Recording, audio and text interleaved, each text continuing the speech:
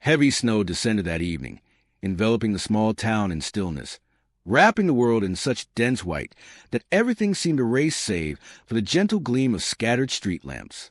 Streets lay buried beneath drifts, vehicles sat deserted, and fierce winds whistled through vacant roads like wandering spirits. Yet the town's furthest border, nestled beyond a weathered picket fence, a modest wooden cottage, stood with tendrils of smoke rising from its chimney. Within its walls, a gentle elderly woman called Margaret sat in solitude beside her hearth, quietly working her knitting needles, her silver hair neatly arranged, her weathered fingers maintaining their rhythm despite the tempest's fury. She had weathered countless winters in this dwelling, though this particular season carried an especially profound loneliness. Her husband had departed this world years ago. Her children now resided in distant metropolitan areas, and the evenings frequently stretched longer than the daylight hours. As the blizzard intensified its roar that night, she shut her eyes and murmured a quiet plea that all souls braving the frigid darkness might discover warmth and refuge. She remained unaware of how swiftly her prayer would receive an answer, or how dramatically her existence was about to transform. Before we continue further into this narrative, if you hold faith and compassion, opportunities for redemption, and the strength of empathy, please consider taking a moment to appreciate this video. Share among your circle. Leave a comment expressing what kindness signifies to you. And remember to subscribe to Untold Stories 0.4, so we may continue delivering tales that touch the soul. The knocking arrived without warning, shaking the aged door with such force that Margaret almost let her knitting slip from her grasp. She paused, her pulse quickening. At her advanced years, unexpected callers arriving in the depths of night amid such a fierce storm were virtually unprecedented. She made her way to the entrance, gripping her wrap firmly, and upon opening it, the scene that greeted her drew a sharp intake of breath. There in the swirling snow stood 15 men, powerfully built and dressed in leather, their jackets adorned with patches bearing a name that struck fear in many hearts. Hell's Angels. Ice clung thick to their beards, the bitter cold had reddened their faces, and their boots had sunk deep into the accumulated snow. Behind them, motorcycles rested against each other, nearly consumed by the drifts, their chrome surfaces now glazed with white frost. Margaret felt her legs grow unsteady for an instant. These were the men about whom the world spoke in hushed tones. Hardened riders, troublemakers, individuals most would actively avoid encountering. Yet then she perceived something else. Beyond their weathered appearances, beyond the intricate tattoos and frost-numbed grimaces, they were trembling with cold. Their lips had turned blue. Their hands moved stiffly. Their eyes carried exhaustion. Whatever their reputation might be, tonight they were simply human beings trapped in a storm that could easily claim their lives. Without further hesitation, Margaret moved aside and spoke with quiet simplicity. "Enter before the cold claims you." The riders exchanged glances, clearly taken aback. Most people would have shut their doors immediately upon seeing them. Here, however, stood a delicate woman, barely reaching their shoulders in height, welcoming them into her warm sanctuary without a moment's doubt. They entered in succession, shaking snow from their footwear, their commanding presence filling the small dwelling until it seemed to expand under the influence of leather and steel. Margaret's living space, previously serene and solitary, now thrummed with the warmth of 15 bodies seeking comfort beside her fireplace. Margaret wasted no time in action. She rushed to her kitchen, gathering whatever provisions she could locate: loaves of bread, tinned soup, remnants of stew from her evening meal. The portions were modest, yet she presented them with genuine warmth, moving about her kitchen as if she had anticipated this gathering all evening. The bikers settled themselves uncomfortably, their imposing frames compressed onto her flowered sofas and wooden seats, uncertain of proper behavior. Such kindness was foreign to their experience. They were unaccustomed to being regarded as men requiring assistance rather than men to be avoided. As time progressed, the storm intensified, battering the windows like a creature determined to force entry. The bikers remained, sharing fragments of their circumstances with Margaret. They had been journeying across state lines when the weather caught them unprepared, and with highways blocked and motels at capacity, they found themselves without options. Their motorcycles had nearly succumbed to the freezing temperatures outside, and without shelter, they would not have survived until daybreak. Margaret listened with patient attention, her expression kind and unwavering as she served additional coffee and distributed blankets from her storage.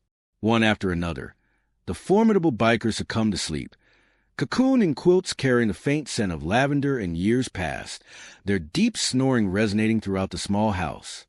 Margaret remained wakeful for an extended period, observing their slumber, an unusual warmth spreading through her heart.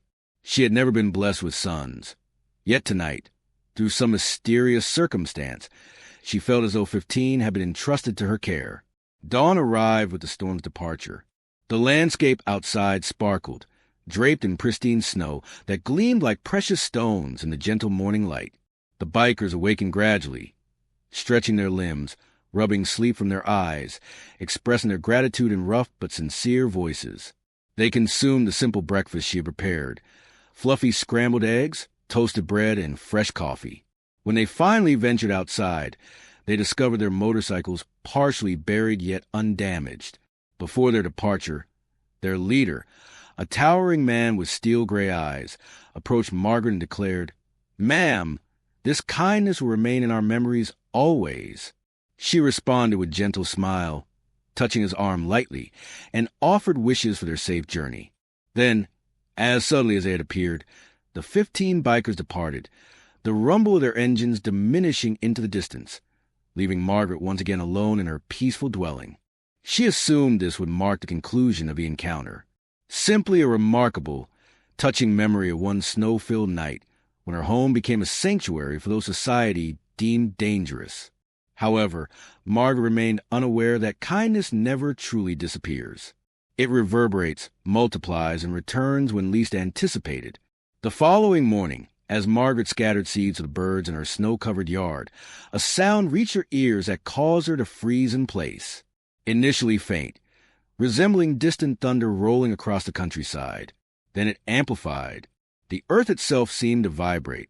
Margaret drew her shawl closer and approached the fence, her heart racing with anticipation. Along the lengthy road approaching her residence, she witnessed them, motorcycles, not merely 10 or 20, but an endless procession extending beyond her line of sight.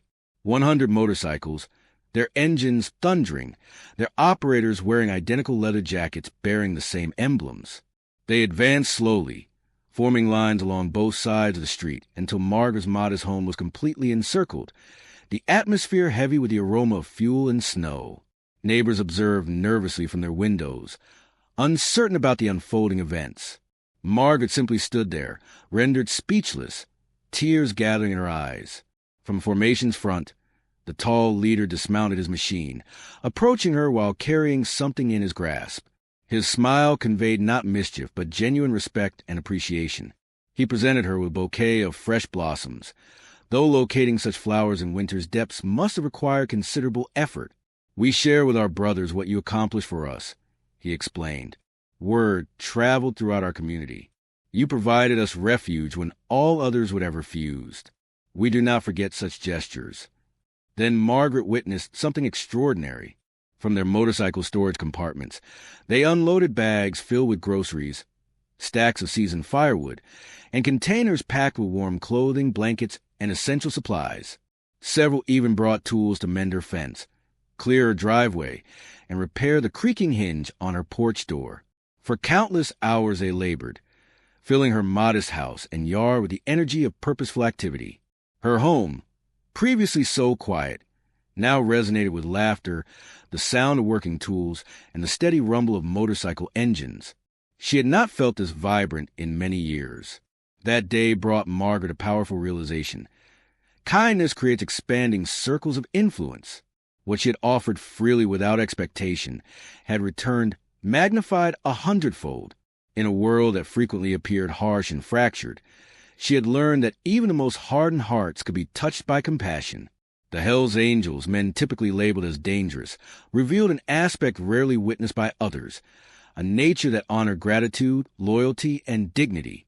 As twilight approached, the bikers assembled before her property, engines roaring in perfect synchronization, creating a thunderous tribute to the woman who had opened her door when the storm threatened their survival. Margaret stood upon her porch, her eyes bright with tears, waving farewell as they departed individually, their collective roar echoing to the snow-covered valley until silence returned once more. Yet her house would never feel vacant again. She understood that somewhere beyond her sight, she now possessed family. Family on two wheels, connected not by shared blood, but by shared kindness. If this narrative has touched your soul and reminded you of compassion's transformative power, please appreciate this video, share it with others seeking hope, and subscribe to Untold Stories 0.4, so we may continue sharing stories that demonstrate kindness's ability to change our world. Before we conclude, I would welcome hearing from you. Would you have opened your door that evening? Share your thoughts below and let us discuss the courage required to choose kindness when society counsels fear. Margaret's tale extends beyond one snow-filled night. It speaks to the truth that kindness is never squandered. It plants seeds that flourish in unforeseen ways. Sometimes all that is required is a welcoming fire, a modest meal, and a door kept open during the storm to transform not merely 15 lives, but 100 or perhaps many more. In the tranquility of her small house, as she sat beside the fire that evening, Margaret smiled with the knowledge that she would never truly be alone again.